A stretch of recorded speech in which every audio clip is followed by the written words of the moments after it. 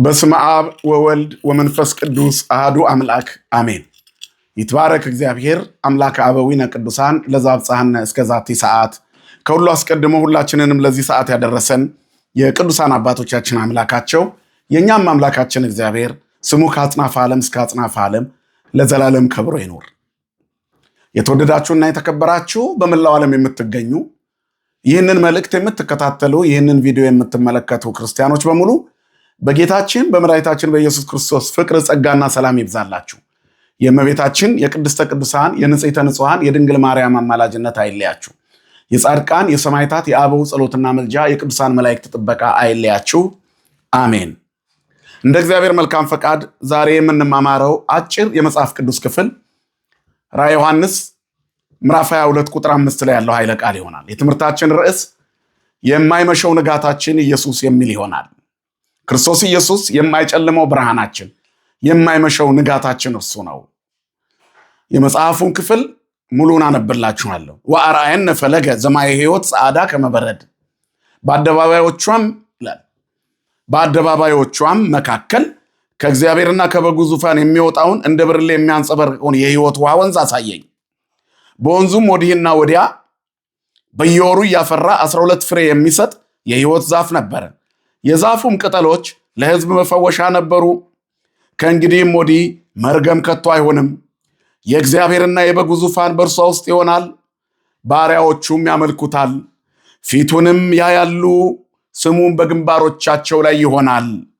ከእንግዲህም ወዲህ ሌሊት አይሆንም፣ ጌታ አምላክም በእነርሱ ላይ ያበራላቸዋልና የማብራት ብርሃንና የፀሐይ ብርሃን አያስፈልጋቸውም፣ ለዘላለሙም እስከ ዘላለሙ ይነግሳሉ ይላል። ክብርና ምስጋና ለስሙ ይሁን ስለ ቃሉ። ራዕየ ዮሐንስ ምዕራፍ 22 ስለ ሕይወት ዛፍና ስለ ሕይወት ወንዝ ይነግረናል። የራእዩ የመጨረሻ ምዕራፍ የሆነ በዚህ ቦታ ላይ በደሴተ ፍጥሞ የቆየው አረጋዊው ቅዱሱ ቁጽረ ገጽ ሆኖ የሚኖር የጌታችን ወዳጅ ፍቁረ እግዚእ የተባለ ዮሐንስ በራእዩ አሁን የሕይወት ዛፍ እና ስለ ሕይወት ወንዝ ይነግረናል። የሕይወት ወንዝ የሚፈስባትን በአደባባዮች የሚፈስባትን የማታልፈውን ርስታችንን መንግሥተ ሰማያትን ያሳየናል። በዚያ በጉ የሚያበራላት ልጆቿም በግንባራቸው ላይ ስሙ የተጻፉ ብቻ የሚገቡባት ሁለት ወንዞች ወዲህና ወዲያ ያሉ፣ በመንበሯ ግራና ቀኝ ያሉ፣ በዛፉ ግራና ቀኝ ያሉት እነዚህ ሁለቱ በሕይወት ዛፍ ግራና ቀኝ ያሉት ሁለቱ ወንዞች ደግሞ በየወሩ 12 ፍሬዎች የሚያፈሩ እንደሆኑ ተክሎቹ፣ በዚያ ያሉ በውሃ ግራና ቀኝ ያለው ያ ዛፍ የሚያፈራው 12ቱ ፍሬ ደግሞ ቅጠሎቹ የዛፉ ሌሎችን አሕዛብን ሁሉ የሚፈውስ መሆኑን ይናገራል። ይሄ በጣም የቤተ ክርስቲያን ድንቅ ምስጢር የምናይበት ነው።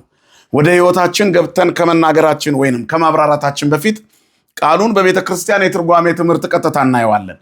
በአደባባዮቿ መካከል ከእግዚአብሔርና ከበጉ ዙፋን የሚወጣው እንደ ብርሌ የሚያንጸባርቀውን የሕይወት ውሃ ወንዝ አሳየኝ። እንደ ብርሌ የሚያንጸባርቀው የሕይወት ውሃ ዘማየ ሕይወት ጸዓዳ ከመበረድ ሲጀምር ይሄንን ወአርአየነ ፈለገ ዘማየ ሕይወት የሕይወት ወንዝ የሆነውን አሳየኝ። እንደ በረድ ጸዓዳ የሆነ እንደ ብርሌ ጸዓዳ የሆነውን ይላል። እንደ በረድ የጠራ የሕይወቷ የሚፈስበትን ወንዝ አሳየኝ አለ። ልጅነት የሚሰጥበትን መንፈሳዊውን ተስፋ ክርስትናውን፣ ግብሩን፣ ተግባሩን፣ ምግባሩን ገለጠልኝ ሲል ነው። ወይወፅእ እምነ መንበሩ ለእግዚአብሔር ከእግዚአብሔርና ከመንበሩ እግር ይወጣል አለ። ከጌትነቱ የሚሰጥ በረከት መኖሩን ሲናገር ነው። ስለዚህ በወንዙ ወዲያና ወዲህ ደግሞ በየወሩ እያፈራ 12 ፍሬ የሚሰጥ የሕይወት ዛፍ ነበረ። የዛፉም ቅጠሎች ለሕዝብ መፈወሻ ነበሩ ይለናል።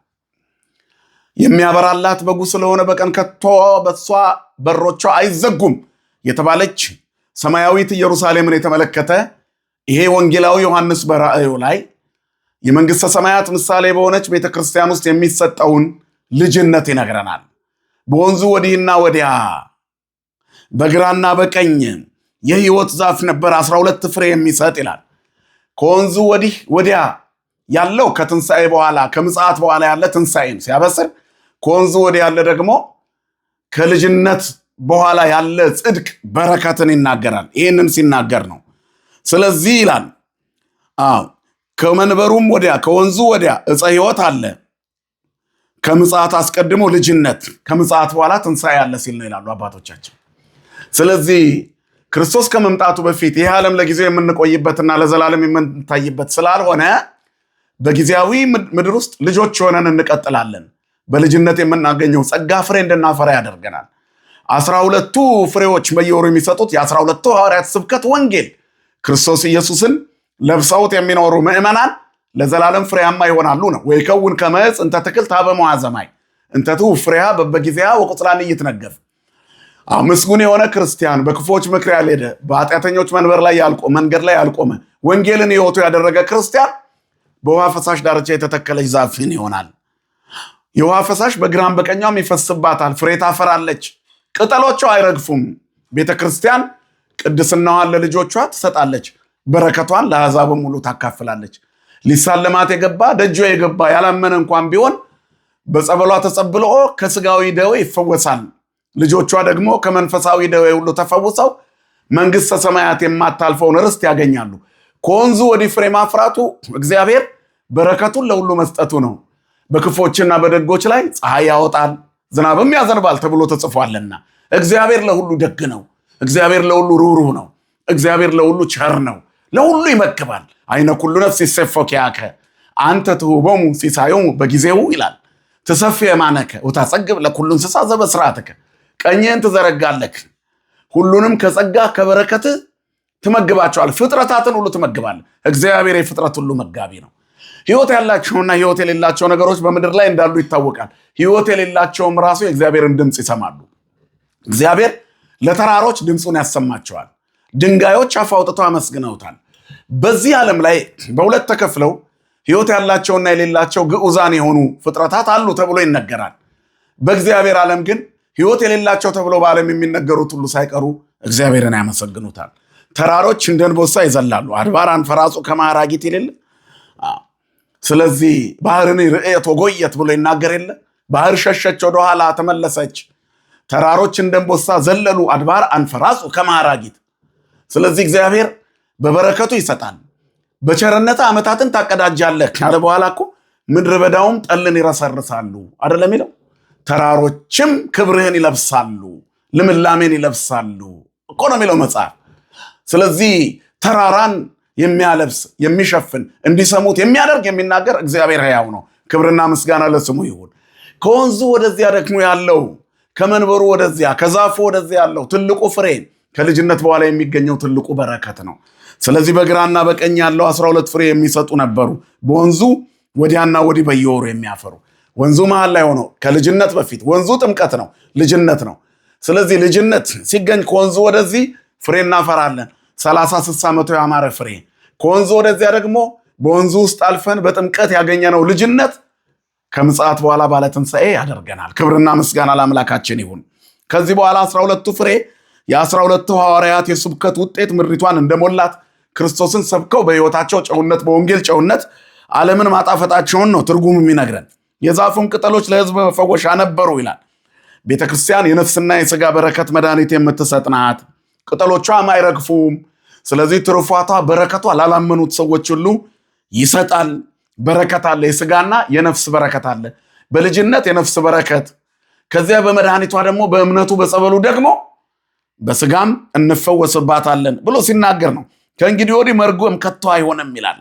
ልጅነት ከተገኘ በኋላ ከጽድቅ በኋላ በአደባባዮቿ ከቆምን በኋላ ከትንሣኤ በኋላ ከምጽአት በኋላ በምትሰጠን የትንሣኤ ልጅነት በዚያ መርገም ከቶ አይሆንም። የእግዚአብሔርና የበጉም ዙፋን በእርሷ ውስጥ ይሆናል፣ ባሪያዎቹም ያመልኩታል፣ ፊቱንም ያያሉ። የእግዚአብሔር ክብር የሚገለጥባት ሁልጊዜ እግዚአብሔርን ፊት የምናይባት የማታልፈውን ርስት መንግሥተ ሰማያትን ይነግረናል። ከዚያ በኋላ የታመኑት ሁሉ ሌሊት የለባቸውም። በእሱ ፍቃድ የነጋላቸው እንደደመቀላቸው ይኖራሉ። መንፈሳዊ ልጅነት ያገኙ አሁን በኢየሩሳሌም ሰማያዊት ምሳሌ በሆነች በቅድስት ቤተክርስቲያን፣ ኋላ ደግሞ በደብረ ጽዮን በኢየሩሳሌም ሰማያዊት የልጁን መልክ እያየች የተሳለ የፊቱን መልክ እያዩ በዛ ይኖራሉ አለ። አንትሙ ሕዝበ ክርስቲያን በከመ ተጋባእክሙ በዛቲ ዕለት ይላል ቅዳሴ ማርያም ላይ። እናንተ የክርስቲያን ወገኖች ሆይ ከድርገት በኋላ ስጋው ደግሞ ከተቀበሉ በኋላ የመጨረሻው ጸሎት ላይ አባታችን አባ ሕርያቆስ በመንፈስ ቅዱስ የደረሰው ጸሎት ላይ ያስቀደሱትን ሥጋው ደግሞ የተቀበሉትን ሁሉ ፊቱን ታያላችሁ ብሎ ሲናገር እናንተ የክርስቲያን ወገኖች በዚህ እንደተሰበሰባችሁ በኢየሩሳሌም ሰማያዊት ይሰብስባችሁ ነፃ በምታወጣ በከመ ተጋባእክሙ በዛቲ ዕለት ከማዊ አስተጋብእክሙ በኢየሩሳሌም ሰማያዊት በኢየሩሳሌም ቅድስት በደብረ ጽዮን ቅድስት ወበኢየሩሳሌም ሰማያዊት እንተ በሰማያት ነው። ቅድስት በሆነች በኢየሩሳሌም በደብረ ጽዮን ነፃ በምታወጣ በኢየሩሳሌም ይሰብስባችሁ ሰማያዊት ኢየሩሳሌም ኦ አንትሙ ሕዝበ ክርስቲያን በከመ ተጋባእክሙ በዛቲ ዕለት ከማዊ አስተጋብእክሙ በደብረ ጽዮን ቅድስት ወበኢየሩሳሌም አግዓዚት እንተ በሰማያት ነፃ በምታወጣ በኢየሩሳሌም በሰማይ ባለች ይሰብስባችሁ ይላል። የእሳት ድንኳን ወደ ተተከለበት ያስገባችሁ የካህናት አለቃ ክርስቶስ ኢየሱስ ወዳለበት ያግባችሁ። ካደመቀ የማያደበዝዝ ካነጋ የማያጨልም ካበራ የማያጠፋ ከሰጠ የማይነሳ ካለበሰ የማይገፍ ካበላ ከመገበ የማያስርብ ከፈወሰ የማያሳምም ካነሳ የማይጥል ካከበረ የማያዋርድ ክርስቶስ ወዳለበት ያስገባችሁ። ከእሱ ጋር ኑሩ። እሱ ካነሳ አይጥልም። እጆቹ በማንሳት ይታወቃሉ። ሰው አይጥልም። እርሱ አይነሳም በረከቱን። ስለዚህ በዚያ ይሰብስባችሁ የእሳት ድንኳን ወደ ተተከለበት ያስገባችሁ ይላል። የእሳት ድንኳን የተሳለ የካህናት የተሾሙ የካህናት ማህበር ወዳለበት ያግባችሁ። ያስተማሩ የሐዋርያት ማህበር ወዳሉበት ያስገባችሁ ይላል። ድል የነሱ የሰማዕታት ማህበር ወዳለበት ያስገባችሁ ይልና እነሆ የተሳለ የፊቱ መልክ በዚያ አለ። በኢየሩሳሌም ይሰብስባችሁ አለ። ነፃ በምታወጣ በኢየሩሳሌም በዚያ የተሳለ የፊቱ መልክ አለ። ወህየ መልክዓ ገጹ ወህየ ሃሎ መልክዓ ገጹ ስዑል ነው። የተሳለ የፊቱ መልክ በዚያ አለ። በዚያ ትገባላችሁ። በአደባባይዋ መካከል የእሳት ወንዝ አሳየኝ። የሚፈሰውን የህይወት ወንዝ አሳየኝ። የህይወት ወንዝ አየው። በዚያ በህይወት ወንዝ በቅድስቲቱ ከተማ የህይወት ዛፍ አለ። በዛፉ ስር የተጠለሉ ባሪያዎቹ ያመልኩታል። ቅድስት ቤተክርስቲያን በአርያም ባለው መቅደስ አሁን በጠቀስነው ትመሰላለች። ለዚህ ነው አባ ሕርያቆስ እዚህ እንደተሰበሰባችሁ በሰማይ ይሰብስባችሁ፣ የሰማያዊት ምሳሌ በሆነችው እንደተሰበሰባችሁ ወደ አማናዊቷ ይሰብስባችሁ። ቤተክርስቲያን በምድር ያለች የእግዚአብሔር መንግስት መገለጫ ናት። ክርስቲያኖች ወደ ቤተክርስቲያን መገስገስ ያለባቸው እንደሆነ የሚነገረው እዚያ መሰብሰባቸው ወደዛ ይገባሉና አንድ ሰው ወደ ሌላ ሀገር መሄድ የሚፈልግ ከሆነ ከሀገሩ ሲወጣ እዛ ሀገር ያለው መንግስት እንዲቀበለው ኤምባሲ የሚባል ቦታ ይሄዳል። በዚያ ገባ ማለት ወደዛች ሀገር ክልል ውስጥ ገባ ማለት ነው።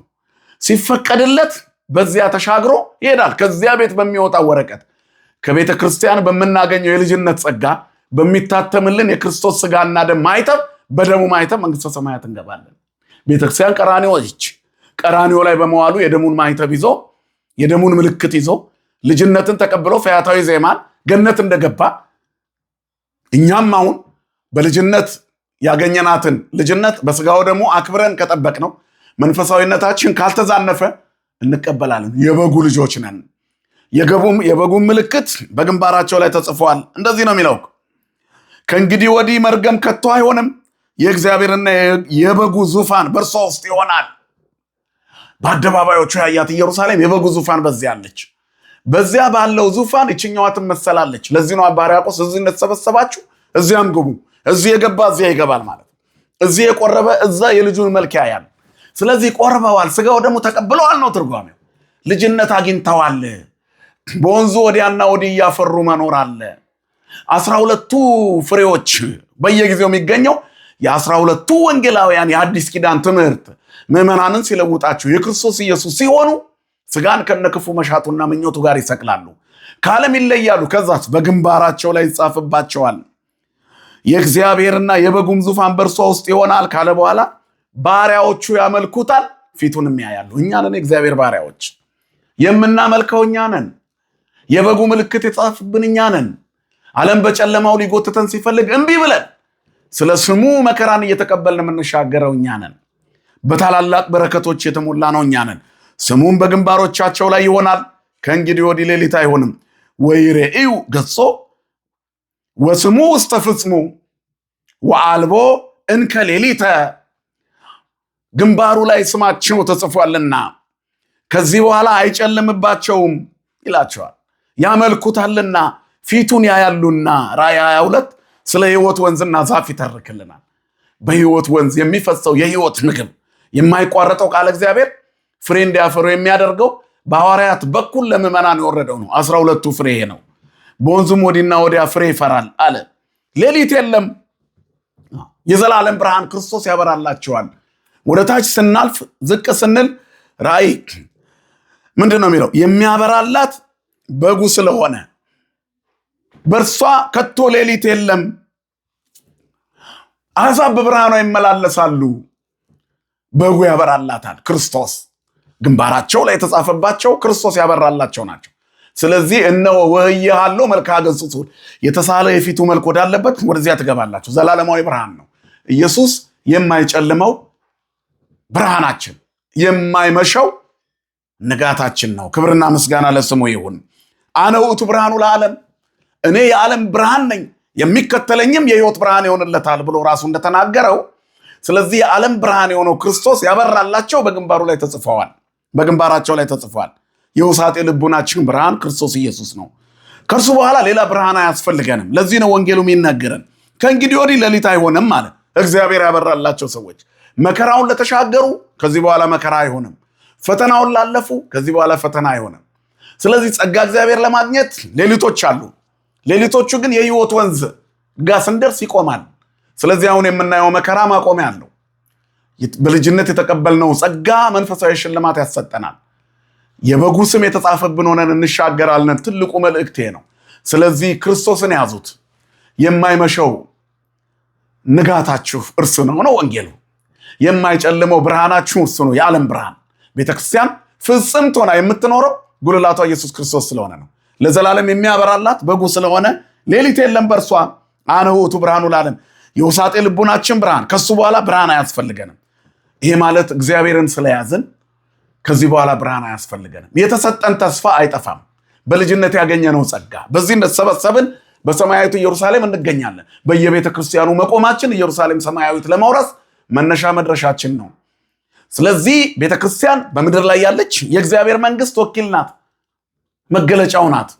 ቤተ ክርስቲያን እሰ ዘትትሜሰል በጽርሐ አርያም ዘላይሉ፣ ቅድስት ቤተ ክርስቲያን ናት።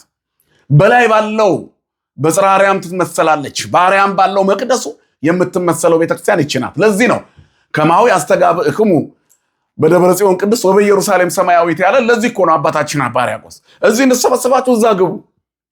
ስለዚህ ክርስትናችን የማይናወጥ መንግስት ባለቤት አድርጎናል። ነፋስ ስለነፈሰ፣ አውሎ ስለተነሳ፣ ፈተናው ስለበዛ ከዚህ ቤት አትውጡ። እዚህ እንደተሰበሰባችሁ እዛ ትሰበሰባላችሁ። የተሳለ የፊቱ መልክ በዚህ አለ። ያመለክነው ክርስቶስ በዚህ አለ። ለሁላችንም በረከት፣ ህይወት፣ ጸጋ፣ ረድኤት የሆነው አምላካችን በዚህ አለ። ስለዚህ ብርሃን በሆነው በክርስቶስ ለዘላለም እንድንኖር ክርስትናችንን አጥብቀን እንያዝ። ባለማይተቦች የማይቋረጠው ተስፋችን ክርስትናችን ነው። አሁን እየገጠመ ያለው ፈተና የጨለማው ዓለም ትግል ነው፣ ግን ድሉ የኛ ነው። እግዚአብሔር ያነጋዋል። ሌሊት የሌለበት ንጋት ይመጣል። ታላቅ ብርሃን ይመጣል። መፈራታችን በሞገስ የምንቆምበት ብርሃን አለ። ክርስቲያኖች ሁል ጊዜም ፈተና የሚበዛባቸው በልጠው ስለሚገኙ ነው፣ ከዚህ ዓለም አይደለምና። ስለዚህ የተሰጠን ተስፋ አይጠፋም። ልጅነታችን አይነጠቅም። የክርስቶስ ከሆነን ሙላታችን አይጎድልም፣ በረከታችን አይወሰድም። ስሙ በግንባራችን ላይ አለና፣ ባለማይተቦች ነንና፣ ቅርጻችን የመስቀል ቅርጽ ነውና፣ አይኖቻችን ክርስቶስ ላይ የተተከሉ ናቸው። ሀበነ እግዚኦ አዕይንተ አእምሮ ወትረኪያከ ይርአያ። ጸሎታችንም ይሄ ነው። አቤቱ የእውቀት አይኖችን ስጠን አንተን ብቻ ያዩ ዘንድ። ዋይዛኒ ነሂ ቃለ ዘባሕቲትከ ይስማዓ። ጆሮቻችንም ቃልህን ብቻ ይስሙ። አይኖቻችን አንተን ይዩ። ስምህ በግንባራችን ላይ ተጽፎ ለዘላለም ይንገስ። የማይጨልመው ንጋታችን አንተ ነህ። ክርስቶስን የያዘ በዚህ ዓለም ላይ ይበራለታል፣ በሰማይም ደግሞ ሙሉ ለሙሉ ይበራለታል። በዚህ ዓለም ንጋታችን፣ በሰማይ ብርሃናችን ነው ክርስቶስ። የዓለም ብርሃን ነኝ ብሏል። በቅዱሳን ላይ አድሮባቸው የሚኖር ለሰው ሁሉ የሚያበራው እውነተኛው ብርሃን ወደ ዓለም የመጣው ብርሃነ ጽድቅ ዘያበርህ ለኩሉ ሰብ ዘይመጽእ ውስተ ዓለም። ለሰው ሁሉ የሚያበራው እውነተኛው ብርሃን ወደ ዓለም ይመጣ ነበረ ይላል። ወደ ዓለም የሚመጣው እውነተኛው ብርሃን ክርስቶስ ኢየሱስ ነው፣ ለዓለም ሁሉ የሚያበራው። ስለዚህ እኛም በዚህ ብርሃን እንመላለስ። ብርሃን ጸጋ ነው። ብርሃን ቅድስና ነው። ብርሃን ሕይወት ነው። ብርሃን መልካምነት ነው። ብርሃን ጽድቅ ነው። በጽድቅ ተመላለሱ፣ በብርሃን ተመላለሱ፣ በጽድቅ በብርሃን ተመላለሱ፣ በቅንነት በብርሃን ተመላለሱ። በእግዚአብሔር ተራራ ላይ ለመቆም በጎ ነገር በማድረግ ተመላለሱ። ንጹሕ ሁኑ ነው። በንጽህና መመላለስ ነው። ብርሃን ንጽህና ነው። መኑ ያድር ውስተ ደብረ እግዚአብሔር ወመኑ ይቀውም ውስተ መካነ መቅደሱ ብሎ ዘንጹሕ ልቦ ንጹሕ ደዊሁ። ደም አፍሳሽ አይገባም ወደ እግዚአብሔር መንግስት። ዛሬ ክርስቲያኖችን ከየመቅደሱ እየጎተቱ ደም የሚያፈሱ የእግዚአብሔር መንግስት አይወርሱ። እኛማ የተሾሙ የካህናት ማህበር፣ ድል የነሱ የሰማዕታት ማህበር። አያችሁ፣ ሰማዕታት ድል የነሱ ናቸው። በስሙ የታረዱ ይህ ዓለም ላይ የፈለገ ሞትን ብንፈራው አይቀርልንም። የፈለገ ቢሆን ደግሞ መጠራታችን አይቀርም። በደም የተጠሩ በሰይፍ የተጠሩ ድለኞች ናቸው። የገዳዮች ፍጻሜያቸው ግን ሞት ነው። የገዳዮች ፍጻሜያቸው ስቃይ ነው። የገዳዮች ፍጻሜያቸው በእግዚአብሔር መጠላት ነው። ብእሴ ደም ወጎላዌ ያስቆረረ እግዚአብሔር። ደጋግሜ የምናገራት ጥቅስ ናት። እግዚአብሔር ደም አፍሳሹን ይጸየፈዋል፣ ይጠላዋል አይደል? እግዚአብሔር የተጸየፋቸው ናቸው ዛሬ ሰይፍ የሚያነሱት። እግዚአብሔር የተጸየፋቸው ናቸው ዛሬ ገዳዮች በመግደል እንድናለን ብለው የሚያምኑ፣ እግዚአብሔርን እንደ ማገልገል የሚቆጥሩ፣ መጽሐፋችንም እንደሚናገረው። ስለዚህ ክርስቲያኖች የበጉ ዙፋን በውስጧ ያለባት ቤተ ክርስቲያን የሰማያዊት ኢየሩሳሌም ምሳሌ ናትና የሰማዕታቱን በረከት እያሰባችሁ ከመቅደሱ አትጥፉ ነው። እነሱ አማኞቹ ያመልኩታል፣ ፊቱን ያያሉ፣ ስሙም በግንባራቸው ላይ ተጽፏል። ስሙ የተጻፈባቸው ደግሞ ከዚህ በኋላ ሌሊት አይኖርባቸውም፣ ይነጋል። ስለዚህ አንድ የሚነጋ ሌሊት አለ። መገፋታችን ያልፋል፣ መናቃችን ያልፋል። የበጉ ስም በግንባራችን ላይ ያለና መድኃኒት ሆነን የምንፈለግበት ዘመን ይመጣል። ዓለም የሚያዋጣትን መንገድ አልያዘችም። ትልቁ አዋጭ መንገድ ግን የማይጨልመውን ንጋት ክርስቶስ ኢየሱስን መያዝ ነው። ስለዚህ መታረዳችን፣ መናቅ፣ መሰደባችን የትክክለኛ ሃይማኖትነት ምልክት ነው። የበጉ የመሆናችን ምልክት ነው። የዮሐንስ ወንጌል ምዕራፍ 16 ቁጥር 2 ከምኩራባቸው ያወጧቸዋል፣ የሚገድሏችሁ ሁሉ አምላካቸውን የሚያገለግሉ የሚመስልበት ዘመን ይመጣል ብሎ ራሱ ጌታችን ተናግሯል። ስለዚህ ዛሬም መገፋቱ፣ ከምኩራብ መውጣቱ፣ ስለ ክርስቶስ መሰደዱ፣ መከራ መቀበሉ የክርስቶስ የመሆናችን ምልክት ነው። የትኛው ሃይማኖት ነው የመከራ እየተቀበለ ያለው? ከምኩራብ የተገፋው ማን ነው? በመቅደሱ አደባባይ እየታረደ ያለው ማን ነው? በመገፋታችን የሚያሾፉ አሉ፣ አምላካቸው አሾፉ ብሎ ያስተማራቸው ይመስል። እኛ ግን በመገፋታችን እንከብራለን።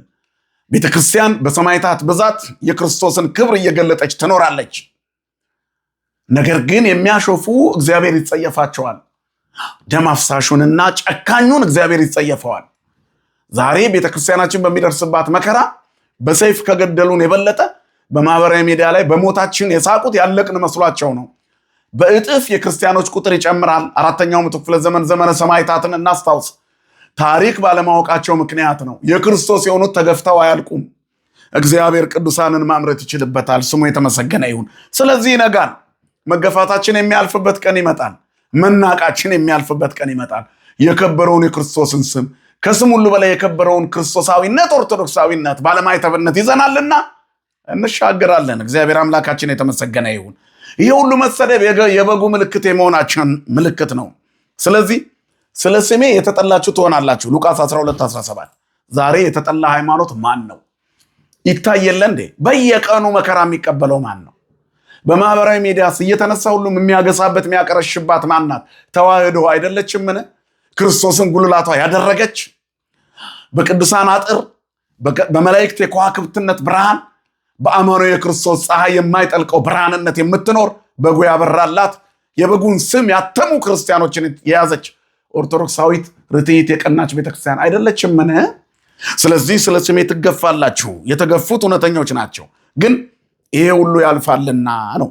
ከዚያስ ይነጋል። ከነጋስ በኋላ ሌሊት የለም። በእግዚአብሔር ዘንድ ከዚህ በኋላ ሌሊት የለም። ሌሊት የማይሆንበት ንጋት ይመጣል። በዚያ በብርሃን እንኖራለን። እስከዛ ድረስ ግን ከምኩራባቸው ሊያወጧቸዋል፣ ይገፏቸዋል ይላል። የዮሐንስ ወንጌል ምዕራፍ 9 ላይ ያለው ባለታሪክ የዚህ ሳምንት ባለታሪክ ነው። ዘእውሩ ተወልደ። በፊታችን ያለው የቅዱስ ያሬድ መዝሙር ይቤሉ እስራኤል ነው። እስራኤል እንዲህ አሉ፣ አላየንም፣ እስካሁን ድረስ አልሰማንም። እውር ነው የተወለደው፣ አይኑ ሲበራ አላየንም አሉ። ይሄውን የበራልኝ አይኔ ስለመሰከረ ከምኩራባቸው አወጡት ይላል የዮሐንስ ወንጌል ምዕራፍ 9 ቁጥር 34። ከምኩራባቸው አወጡት። ከምኩራባቸው ሲያወጡት ግን ማንን አገኘ? ኢየሱስን አገኘ። ስንገፋ ክርስቶስን እናገኘዋለን። ስንናቅ ክርስቶስን እናገኘዋለን። መከራ ሲበዛብን ስለስሙ ክርስቶስን እናገኘዋለን። ስለዚህ ኢየሱስ ክርስቶስ ከምኩራብ ሲገፋ ወደ ቤተ መቅደስ አስገባው። ዛሬም ባዶ አዳራሽ የያዙት ናቸው ታቦቱ ያለበትን መቅደስ ላይ የሚያንጓጥጡት። ምኩራብ ባዶ ነው።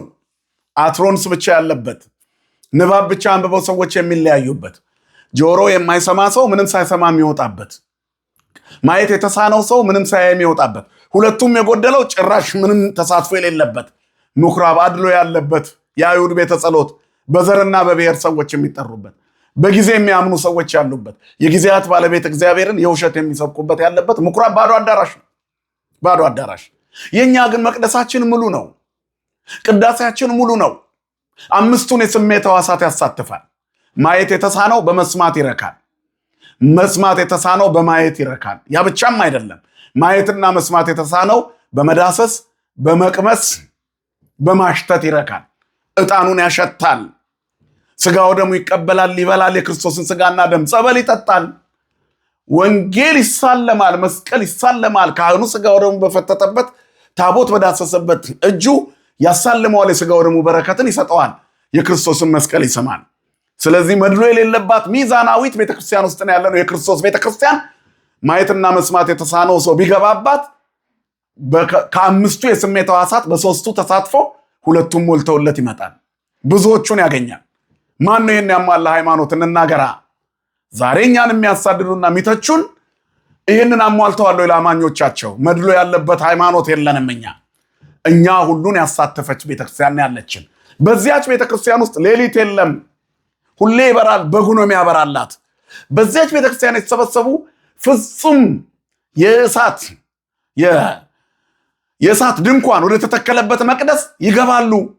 የህይወት ዛፍና የህይወት ወንዝ የሚፈስበት ትልቁ ስፍራ፣ ዘላለም ፍሬ የሚፈራበት፣ ምስጋናው የማይጓደልበት መቅደስ ይገባሉ። ወህየ አለው መልክዓ ገጹ ሱል፣ የተሳለ የፊቱ መልክ ደግሞ በዚያ አለ። ብሩህ አክሊልና ንጹህ የሆነ ልብስ በዚያ አለ። ስለዚህ ንጹሑን ያማረውን ልብስ የምንለብስበት፣ ነጩን ልብስ የምንለብስበት፣ በደም ያጌጠ ልብሳችን ፈክቶ የሚታይበት ኢየሩሳሌም ሰማያዊት አለች። እዚህ የምንቀበለው ስጋው ደሙ በሰማይ እንድናበራ ያደርገናል። የህይወት ወንዝ በሚፈስባት፣ የህይወት ዛፍ ባለባት በዚያች ቅድስቲቱ ከተማ እንገባለን። ማንም ከዚህ በረከት ያልተቀበለ ቢኖር በክርስትናው የሚያሾፍ ከህይወት ዛፍና ከቅድስቲቱ ከተማ እድሉ ይጎርልበታል። እኛ የበጉ ምልክት ያለብንን ቤተክርስቲያን ክርስቶሳዊት ናት። ክርስቶስን የምትገልጥ የክርስቶስን ስጋና ደም ለዓይነ ስውሩም፣ ለጉንድሹም፣ ለአንካሳውም፣ ለንጉሱም፣ ለሎሌውም እኩል የምትሰጥ ዘትትመሰል በጽርሐ አርያም ዘላይሉ፣ በአርያም ባለው መቅደስ የምትመሰል መንፈሳዊት አውድ የተባለች መንፈሳዊት አደባባይ፣ መዝገበ ስርናይ እንበለ ክርዳድ፣ ምስአሉ ምስጋድ ምጥባሐ ሥጋው ለወልድ እንደተነገረን ቅድስት ቤተክርስቲያን መንፈሳዊት አውድ ናት። መንፈሳዊት አደባባይ፣ ስጋዊ አዋጅ የማይነገርባት፣ የምድር ታሪክ የማይወራባት፣ የባለጸጋና የነገስታት ታሪክ ምድራውያን የማይወራባት፣ የንጉሱ የባለጸጋው የክርስቶስ የሥላሴ ስም ከብሮባት የሚኖር፣ የቅዱሳን ተጋድሏቸው የሚነበብባት፣ የሐዋርያት ስብከታቸው የሚተረክባት፣ የቅዱሳን አባቶቻችን የድንግል ማርያም የእናታችን ፍጽምት ንጽሕና ፍጽምት የሆነች ንጽሕት መሆኗ የሚተረክባት መንፈሳዊት አውድ፣ የበጉ የሆኑት ብቻ ታሪካቸው የሚነገርበት፣ ወደ በጉ የሚመራ ህይወታቸው ገድልና ታሪካቸው ወደ በጉ የሚመራ፣ እነሱን ተቀብለን በጉን እያመለክን የምንኖርባት መንፈሳዊት አውድ፣ ክርስቶስን የሚቀበሉ ሁሉ ሐዋርያትን የተቀበሉ ናቸው ተብሎ የተነገረው ትረካ ተግባራዊ የሚሆንባት፣ ዘኪያክሙ ተወክፈ ኪያየ ተወክፈ፣ እናንተን የሚቀበል እኔን ይቀበላል፣ ወዘኪያየ ተወክፈ ተወክፎ ለዘፈነወኒ፣ እኔን የሚቀበል የላከኝን አብን ይቀበላል። ሐዋርያትን ተቀብለን በሐዋርያት ክርስቶስን አግኝተን በክርስቶስ አብን አግኝተን የመንፈስ ቅዱስ ጸጋ ወርዶብን የምንኖር የተዋህዶ ልጆች ነን፣ የአዲስ ኪዳኗ ቤተክርስቲያን ልጆች። ስለዚህ የማይሽመሸው ንጋታችን ክርስቶስ ኢየሱስ ነው ጉልላታችን። የማይጠልቀው ፀሐያችን ክርስቶስ ኢየሱስ ነው ብርሃናችን። አነ ውእቱ ብርሃኑ ለዓለም ያለ ሞት የማያሸንፈው ትንሣኤያችን እርሱ ነው። አነ ውእቱ ትንሣኤ ሕይወት ዘያምን በየምን ይሞተ ይሐዩ እኔ ትንሣኤና ሕይወት እኔ ነኝ የሚያምንብኝ ቢሞት እንኳን ሕያው ነኝ ሕያው ይሆናል ብሎ የተናገረ ወኩሉ ዘሕያው ወያምን በየ ይመውት ለዓለመ ሕያው የሆነው ሁሉ የሚያምንብኝ ለዘላለም አይሞት ብሎ የዮሐንስ ወንጌል ምዕራፍ 11 ላይ ጌታ የተናገረው ራሱ የተናገረው የመሰከረው ብርሃናችን ክርስቶስ ጉልላታችን ነው። ስለዚህ ሌሊት የለም በእኛ ዘንድ ከዚህ በኋላ ይነጋል። ከምኩራባቸው ቢያወጡን በሕጋቸው ውስጥ እንደ ትንሽ ቢቆጥሩን ብንገፋ ቢላዋኛ ላይ በተሳለ ቁጥር የሚስቁ ቢበዙ እነዚህ ሁሉ ሳቆች የሚያልፉበት አፍ ዝም የሚልበት ትብህም አፍ ወትታሰር ልሳን ይላል አሜሃ ዕለተ ያን ቀን አፍ ዝም ይላል። የሚነጋ ቀን አለ፣ ብርሃን የሚገለጥበት ጊዜ አለ። ስለዚህ ክርስቶስ ሲመጣ ወደ መቅደስ ገባ። አይነ ስውሩ ዘውሩ ተወልደን ምራቁን ተፍቶ በጭቃ ግንባር የነበረውን ሰው አይኑን ሰራለታት። ሰላም ላይ ዳዊከ ጽቡረ እለገብራ ጭቃ ለሰሩ እጆች ሰላምታ ይገባል እንላለን። ክርስቶስ ኢየሱስን ነው በምራቀ አፉ ከቅዱስ አእየንተ እውር ይፍጠራ። ቅዱስ ሆኖ ከአፍ በወጣው ምራቅ የእውሩን ሰው አይን እንደገና የፈጠርክለት እውር ሆኖ የተወለደውን ሰው ብርሃን የሆንክለት ክርስቶስ ሆይ ጭቃ ሰርተህ ከምድር አፈር ሰውን እንደሰራ ሁሉ ዛሬ ደግሞ በምድር ላይ ምራቅን እንትፍ ብለህ በተቀደሰው ምራቅህ ጭቃ ሰርተህ ጭቃ ለሰሩት እጆችህ አይኑን እውሩን ላሳሉት እጆችህ ሰላምታ ይገባቸዋል። ክርስቶስ ኢየሱስ ስሙ ለዘላለም የተመሰገነ ይሁን። ስለዚህ የሱ ስለሆነ ሌሊት የለም። አንዴ ከነጋ አይመሽም። የማይመሸው ንጋታችን ክርስቶስ ኢየሱስ ነው። አይኑ ከበራለት በኋላ ከየት መጣ? እሱ ነው አሉ። እኔው ነኝ አላቸው። ኢየሱስ ክርስቶስ አይኔን አበራልኝ። ደቀ መዛሙርቱ በጣም ተደንቀው ነበር በዚህ ሰው መዳን። ዘመዶቹ ቤተሰቦቹ መዳኑን ቢያምኑም ክርስቶስ እንዳዳነው ለመመስከር ፈርተዋል። እሱ ግን መሰከረ፣ አይኑን እንዳበራለት። አትናገር ቢሉት እናገራለሁ አለ። አንተ በኃጢአት የተወለድክ ብሎ ዘለፉት። ቤተሰቦቻቸውንም ጠርተው ጠየቁ። እውር ሆኖ እንደተወለደ እናውቃለን፣ ማን እንዳበራው አናውቅም አሉ። አስፈሪ ሰይፍ ሲኖር ምስክርነትን እንፈራለን። ሰማዕታት ግን ጠንካሮች ናቸው፣ ድል የነሱ ይላቸዋል። አትበሉ የተባሉትን የሚሉ፣ አትናገሩ የተባሉትን የሚናገሩ። ቤተክርስቲያን ባትቀድስ ባትሰብክ እውነት ባትናገር መከራ አይደርስባትም። መከራዋ እውነት በመናገሯ ነው። መገፋቷ እውነት በመያዟ ነው። እዚች ቤተክርስቲያን ውስጥ መኖር ክርስቶስ የተናገራትና የቀረጻት መቅደስ ውስጥ ለመኖር ወንጌል ይመሰክራል። ስለ ስሜ መከራን ትቀበላላችሁ። ማን ነው መከራ እየተቀበለ ያለው? ከምኩራባቸው ያወጧችኋል። ማን ነው እየተገፋ ያለው? እየተተቸ ያለው ማን ነው? እየተሰደበ ያለው ማን? እኛ አይደለን? አዎ፣ ግን አንድ ቀን አለ፣ ሌሊት የማይሆንበት ቀን፣ ብርሃን የሚበራበት ቀን አለ። ሲመሽ እንደገና ብርሃን የሚሆንበት መጽሐፍ እንደሚነግረን አንድ ቀን አለ፣ እሱም ብርሃን ይሆናል ብሎ ይነግረናል በመጽሐፍ። ትንቢተ ዘካርያስ ምዕራፍ 14 ላይ ተናግሯል። አንድ ቀንም ይሆናል፣ እርሱም በእግዚአብሔር ዘንድ የታወቀ ይሆናል። የሚመጣ ቀን አለ፣ ፍትህ የሚመጣበት ቀን፣ ፍርድ የሚፈረድበት ቀን፣ አሁንም በምድር ላይ ግፍ የሚሰሩት የሚቀጡበት ቀን፣ ደም አፍሳሾች እግዚአብሔር የሚጸየፋቸውን የሚኮረኩምበት ቀን ይመጣል። አንድ ቀን አለ፣ የእግዚአብሔር ቀን አለ። እሱም በእግዚአብሔር ዘንድ የታወቀ ቀን ይሆናል። ቀንም አይሆንም ሌሊትም አይሆንም አለ። ግን ሲመሽ ብርሃን ይሆናል።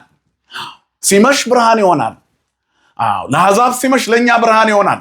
ለእኛ የመሸ የሚመስለው የአሁኑ ጊዜያችን ለነገ ንጋታችን፣ ለክርስቶስ ድምቀታችን፣ የክርስቶስ በመሆናችን ለማይደበዝዘው ድምቀታችን መነሻ ይሆናል። በምድር ላይ ስለ ስሜ ትንገላታላችሁ የተባልነውን ስሙን ተሸክመናልና እኛ እንኖራለን። የማይቋረጠው ቅዳሴያችን ይቀጥላል።